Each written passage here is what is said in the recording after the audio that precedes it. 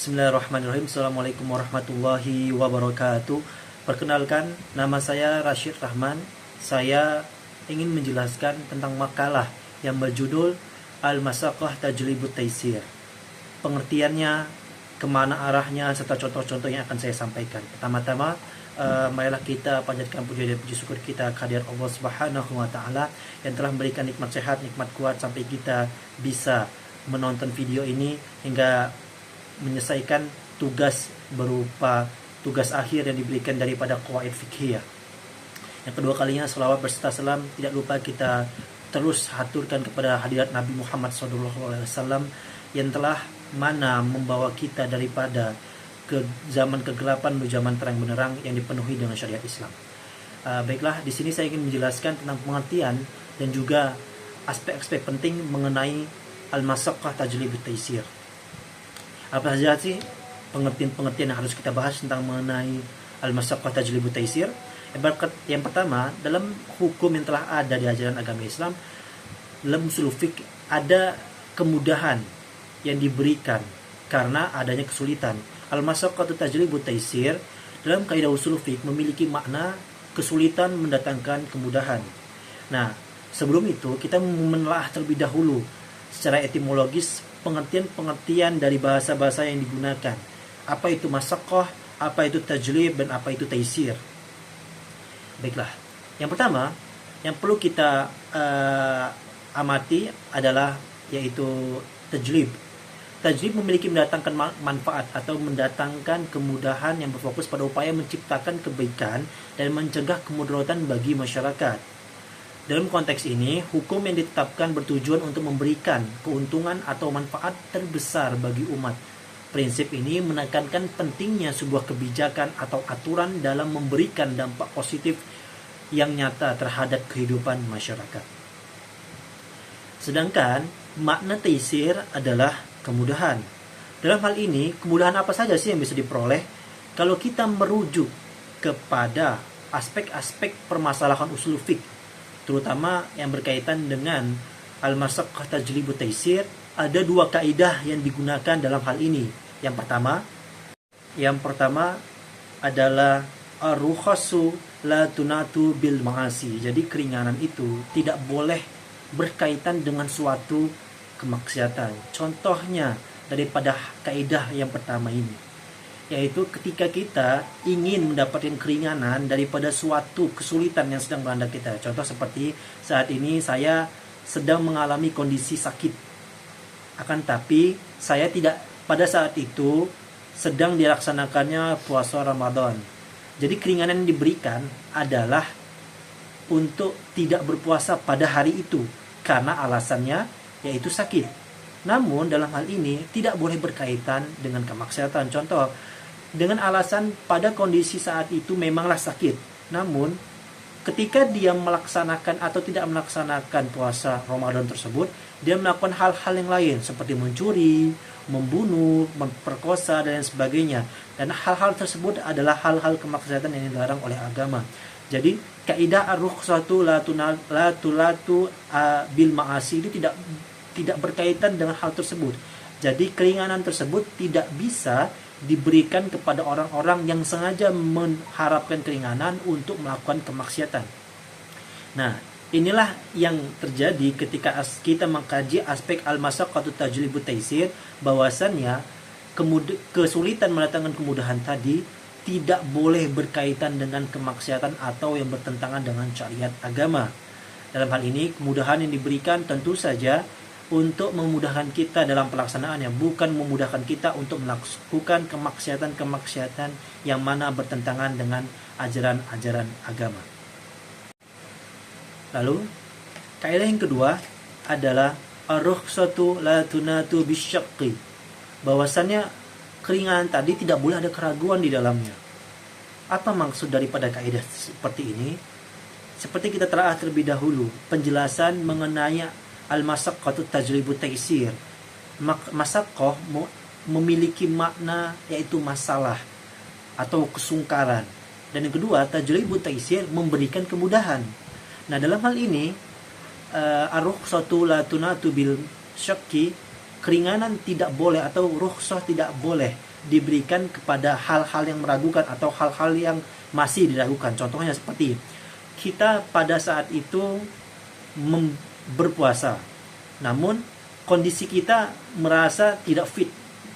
Kita ragu-ragu tuh, apakah kondisi kita yang hanya sakit perut saja bisa membuat tidak khusyuk, tidak menghilangkan kekhusyuan kita dalam berpuasa, atau kita seharusnya melanjutkan puasa tadi atau malah membatalkannya.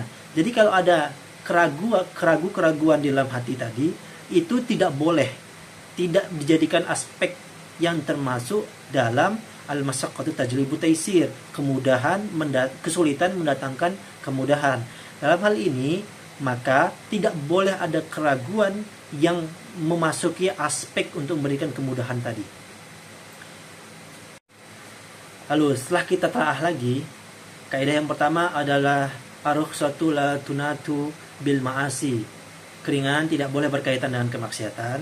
Dan yang kedua, ar-rukhsatu la tunatu bisyakki. Keringanan tidak boleh berkaitan dengan keraguan-raguan. Dalil yang pertama kita gunakan dari Al-Baqarah ayat 185, yaitu yuridullahu bikumul yusra wala yuridu bikumul usra.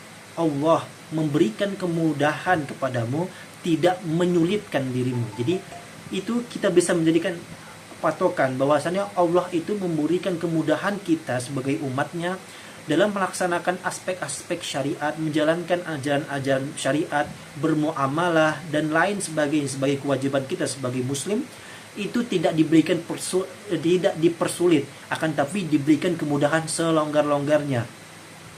Dan jadi kita tidak boleh mengatakan bahwasanya agama itu mempersulit atau syariat itu mempersulit, tapi syariat itu mempermudah kita untuk menjalankan apa-apa yang diharuskan atau diwajibkan oleh agama itu sendiri. Hal ini juga sejalan dengan apa yang menjadi dalih kita dalam surah Al-Baqarah ayat 286 yang menjelaskan la yukallifullahu nafsan illa wus'aha, bahwasanya Allah tidak memberikan kesulitan itu melebihi batas kemampuan daripada hambanya. Jadi la yukallifullahu, Allah tidak mungkin membebani seseorang melainkan sesuai dengan kemampuannya. Jadi kita diberikan kemudahan tadi membuat kita yakin bahwasanya Allah itu tidak membebani kita di luar kapasitas atau kemampuan tubuh kita atau kemampuan diri kita sendiri. Dalam hal ini, inilah yang menjadikan Islam sebagai agama yang memang relevan dan sesuai dengan permasalahan kontemporer yang terjadi pada saat ini. Jadi tidak hanya kita mengkaji bahwasannya al-masyaqqatu tajlibu taisir, kesulitan mendatangkan kemudahan tadi, itu tidak kita menjadikan alasan untuk kita berbuat kemaksiatan, tidak jadikan alasan untuk kita melakukan keraguan-keraguan seperti hal yang sudah kita jelaskan tadi. Lalu dalil yang terakhir di dalam Al-Quran soal Hajj ayat 78, wajtabakum wa ma ja'ala 'alaikum fid dini min kharaj. Dia, Allah Subhanahu wa taala, sama sekali tidak menjadikan untuk kamu atau kita hamba-hambanya dalam beragama suatu kesempitan atau suatu kesulitan. Jadi dapat kita telaah dalam aspek dalil tersebut bahwasannya Allah memudahkan kita, haraj, memberikan jalan keluar agar tidak mempersulit kita dalam menjalankan syariat-syariat agama, menjalankan kewajiban-kewajiban kita sebagai umat muslim tadi. Dalam hal ini juga Allah sangat-sangat memberikan kemudahan bagi hambanya yang pada saat itu mengalami kondisi kesulitan atau lain sebagainya, dengan memiliki dua pengecualian. Yang pertama, tidak boleh berkaitan dengan kemaksiatan. Yang kedua, tidak boleh adanya keraguan-keraguan dalam melakukan hal tersebut. Nah, jadi kalau kita melihat kesulitan tadi boleh mendapatkan kemudahan, tidak boleh berkaitan dengan dua hal tersebut. Yang pertama, berkaitan dengan kemaksiatan. Yang kedua, berkaitan dengan keraguan-keraguan. Baiklah, jadi dapat kita simpulkan bahwasanya agama Islam adalah agama yang benar-benar memperhatikan kondisi umatnya dan juga memperlihat apa yang jadi masalah atau kesulitan daripada hamba-hambanya. Dalam hal ini juga kita tidak boleh mengatakan bahwasanya tidak boleh menggunakan hal tersebut untuk melakukan hal-hal yang tidak dibolehkan dalam agama. Jadi kemudahan tersebut memberikan kita solusi agar kita melakukan hal-hal terbaik untuk beramal sebagai seorang muslim yang benar-benar meniru apa yang telah diajarkan Nabi Muhammad SAW, sesuai dengan pedomannya yang diriwayatkan oleh banyak jumhur ulama, sallu kama ra'aitumuni usolli. Salat saja Nabi mengajarkan kita untuk mengikuti kama ra'aitumuni usolli, seperti apa yang kamu lihat. Ya kan? Kalau per hari ini kita tidak bisa melihat Nabi, namun kita bisa melihat riwayat-riwayat yang berkaitan dengan Nabi, dan juga apa saja yang telah diajarkan Nabi, kemudahan-kemudahan apa saja yang diberikannya melalui karangan kitab-kitab karangan ulama yang disarak lagi dan lagi sampai hari ini, yang permasalahannya sangat-sangat relevan, di mana waktu dan tempat dan kondisi mungkin berbeda. Namun dalam hal ini kita memiliki 4 rujukan. Yang pertama Al-Quran sebagai kalamullah, yang kedua hadis sebagai qaulun Nabi, dan yang ketiga adalah ijma atau mufakat daripada sebagian jumhur ulama yang disepakati oleh sebagian mereka menggunakan dalil-dalil syar'i yang berlandaskan Al-Quran dan hadis. Dan yang ketiga adalah qiyas, penganalogian. Dan tentu hal ini sangat-sangat berkaitan untuk memudahkan kita dalam beragama. Contoh lainnya daripada ijma tadi, misalnya, kalau kita memperhatikan di negara Indonesia, tidak adanya kurma sebagai quwwatul bilad atau makanan pokok.